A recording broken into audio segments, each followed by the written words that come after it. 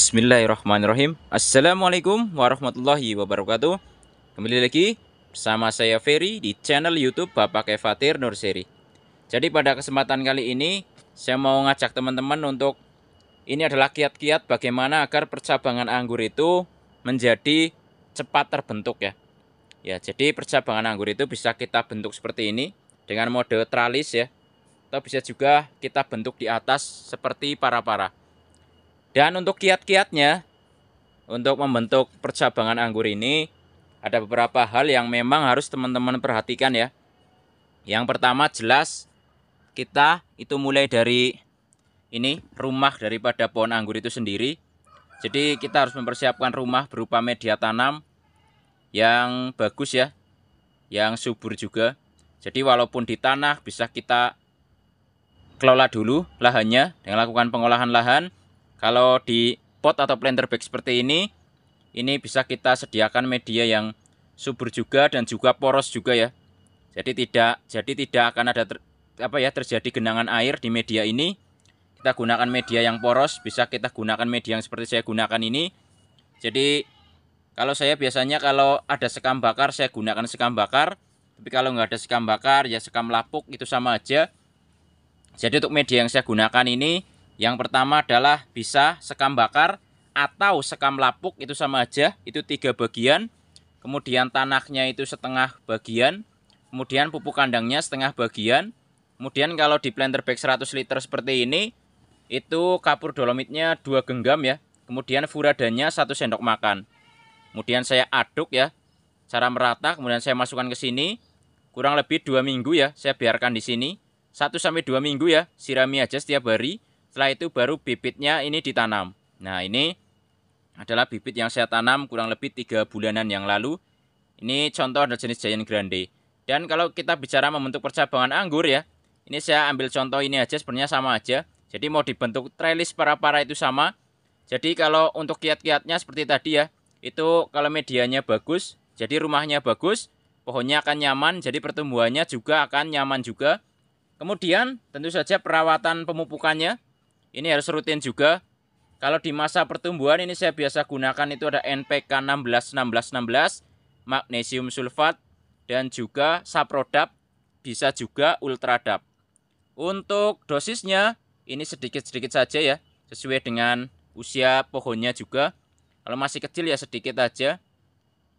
Mungkin nanti setelah pohon besar itu maksimalnya biasanya saya hanya 1 sendokan lah untuk ketiga pupuk tersebut. Kalau segini ini paling masih sekitar setengah sendokan nih pohon kecil ini.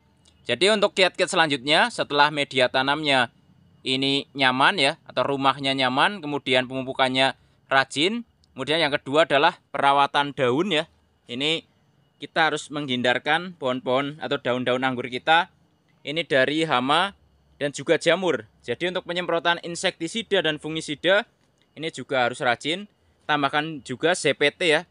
Kalau saya biasanya saya gabung aja antara Amistar Top 1 mili, kemudian itu ada Abasel 1 mili, kemudian Atonik 1 mili ya, dalam 1 liter air ya. Itu saya larutkan ketiganya, kemudian saya semprotkan 1 minggu sekali. Nah itu, kemudian untuk kiat-kiat berikutnya, bagaimana percabangan anggur ini bisa cepat terbentuk. Ini yang pertama, kita bisa eliminasi cabang-cabang yang tidak kita perlukan. Nah contoh ini adalah primernya, lihat primer ya. Ini bisa teman-teman lihat tidak ada tunas air yang dipelihara ya. Nah ini anak sudah tua saya buangnya aja, mipil dibuang ya. Nah lihat, jadi tunas air di primer ini tidak saya pelihara. Saya pelihara hanya setelah sampai sini, setelah cabang sekunder ya. Kenapa? Karena di sini tersiernya menggunakan tunas air. Jadi bisa teman-teman perhatikan. Nah, di sini ini adalah tunas air yang saya pelihara menjadi tersier. Nah, ini pun nggak saya pelihara semua, lihat. Ada jedanya, lihat. Nah, kurang lebih 1 jengkal nih. Nah, ini baru saya pelihara tersier berikutnya. Maksudnya saya pelihara tunas air berikutnya untuk dijadikan tersier. Begitupun sama, sebelahnya pun sama, lihat. Kurang lebih 1 jengkal. Kemudian yang tidak dipakai, ini saya buangi. Jadi sebenarnya bisa kita buang langsung seperti ini, kita habiskan. Bisa juga kita ini sisakan 1 daun seperti ini untuk membantu fotosintesis, itu juga bisa. Tuh tidak menjadi masalah, dibuang pun nggak masalah ya, lihat. Nah ini, jadi caranya seperti itu, kita eliminasi cabang-cabang yang memang tidak kita perlukan. Nah lihat, ini ya, ini ada yang tidak dipakai, ada yang tidak dipakai, ini yang dipakai. Jadi selalu seperti itu ya. Nah kemudian bagaimana cara agar tunas air ini bisa tumbuhnya jauh lebih cepat ya, dibanding kalau tidak lebih cepat, maksudnya menjadikan lambat ya. Ini yang pertama bisa teman-teman lakukan pembatasan cabang sekunder. Nah ini, jadi cabang sekunder itu cabang yang telah belok di sana, lihat. Nah ini bisa kita batasi sekundernya. Ini berlaku juga untuk tanaman di sistem tabulam pot maupun di sistem para-para ya, sama saja. Jadi untuk berapa panjang sekunder ini bebas saja, silahkan kalau ada tempatnya, kalau ada space-nya, silahkan teman-teman atur aja berapa meter pun boleh ya. Jadi tidak ada aturannya. Tapi di sini karena saya menggunakan lahan yang sempit, jadi sekundernya kurang lebih hanya 1,2 meteran kurang lebih. Ya 1,5 meter kurangan lah. Ini jadi saya hanya potong di sini aja. Kenapa dipotong di sini? Karena memang tidak ada lahannya lagi. Di sini sudah ada jenis lain. Nah ini Giant Grande, di sini ada Akademik. Lihat. Nah makanya karena harus berbagi, saya batasi di sini. Dan fungsi dari pembatasan ini ya, pertumbuhannya jauh lebih cepat ya. Untuk tunas air yang dijadikan tersier itu jelas. Kemudian keuntungan berikutnya ini nutrisinya, ini kembali ke ini cabang utamanya karena sudah dihentikan. Jadi ini mulai menua juga cabangnya, lihat ya, cabangnya mulai menua juga dan mulai membesar juga. Nah ini keuntungannya setelah dilakukan pembatasan sekunder. Untuk cabang apa ya, panjangnya berapa silahkan terserah aja. Kemudian selanjutnya, nah ini kita lari ke pembentukan percabangan tersier. Tersier yang kita pelihara bisa kita kasih rambatan. Nah karena pohon anggur ini adalah pohon rambat, jadi kita harus kasih rambatan. Jadi setelah kita kasih rambatan, dia akan mengikuti rambatan yang kita buat ya. Nah seperti ini. Bisa teman-teman konsep seperti apa silahkan. Kalau mau lebih banyak tunas air yang dijadikan tersier, maka bentuknya bisa seperti ini ya. Jadi ada yang ke sana, ada yang ke sana ya. V seperti itu bisa. Kalau ini hanya satu lajur aja karena tidak ada tempatnya ya. Jadi satu lajur aja saya buat ke sana semua, ke atas ya. Hanya satu baris saja. Nah, seperti itu. Lihat. Selanjutnya ini pun sama. Jadi karena ini cabang tersier juga pada nantinya akan mengeluarkan ini tunas air lagi.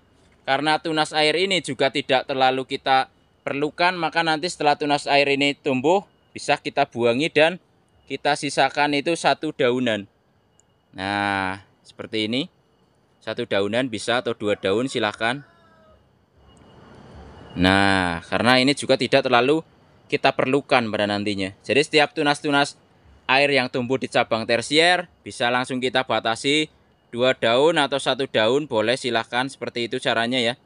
Nah sampai mana?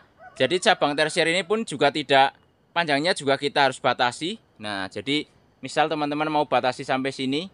Nah ini misalnya sampai sini ya boleh, silahkan potong aja setelah sampai sini. Nanti tinggal dibatasi.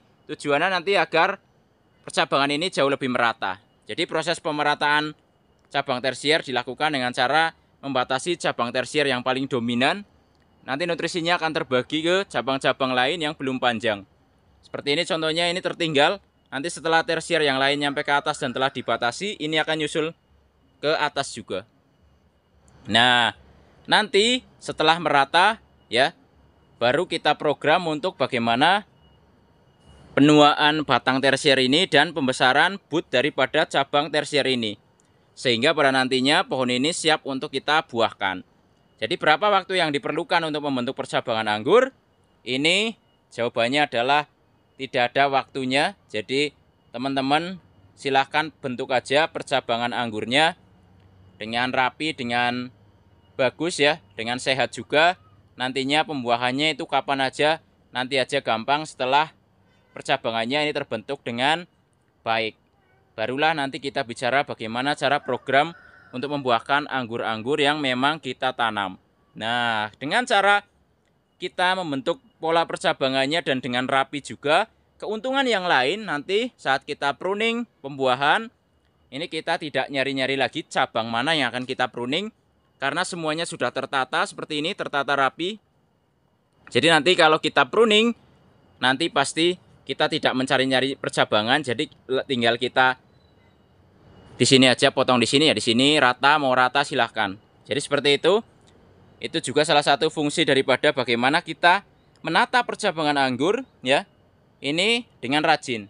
Ya, jadi mau dibentuk apa aja silahkan boleh. Contoh seperti ini, ada Julian pun sama. Jadi ini cabang-cabang yang tidak diperlukan itu tunas airnya yang pertama mulai sampai cabang sekunder ini tidak dipelihara sudah sampai sini, lihat.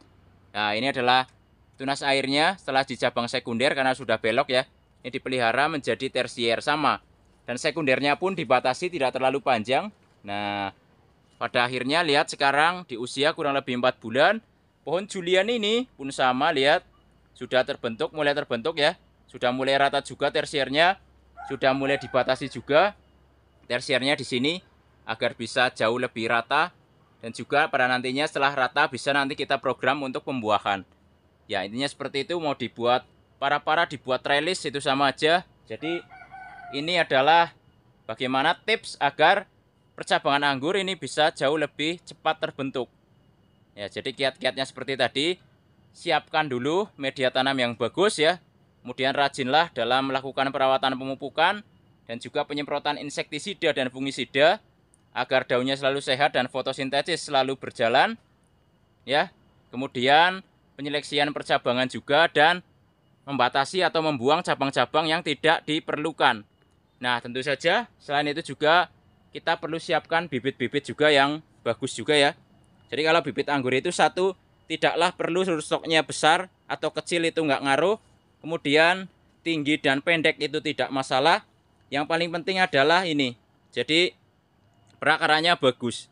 Di bibit-bibit dengan perakaran yang bagus, walaupun panjang, pendek, besar, kecil ini, stoknya tidak masalah.